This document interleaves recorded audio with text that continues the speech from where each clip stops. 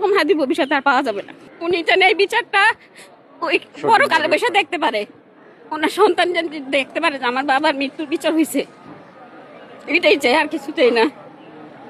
আর ভবিষ্যৎ ওনার মতন এরকম নেতা আর বিপ্লবী পাওয়া যাবে না মনে করি, কারণ উনি খুব প্রতিবাদী ছিল। আমারও ছেলে আছে ভার্সিটিতে ভর্তি হবে, ভবিষ্যতে আমার ছেলে এরকম রাজনীতিতে যাইতে পারে না। আমরা এই মিডিয়ার মাধ্যমে টেলিভিশনেই দেখছি।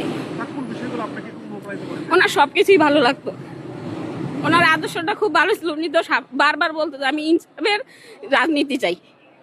আমি আমাদের কবি কাজী নজরুল ইসলামের বিদ্রোহী নেতা ছিল, বিদ্রোহ কবি ছিল, তো উনিও বিপ্লবী ছিল, সেই জন্য দুই বিপ্লবী পাশাপাশি।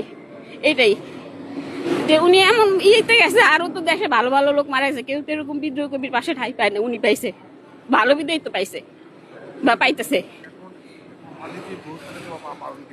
এরকম হাদি ভবিষ্যতে আর পাওয়া যাবে না। হাদি হবে অনেক, কিন্তু তার মতন হাদি হবে না। কোন বক্তব্যগুলো, কোন কথাগুলো আপনাকে খুব নজর কেড়েছে? কোন কথাগুলো? ওনার সব কথাগুলোই আমাদের ভালো লাগছে।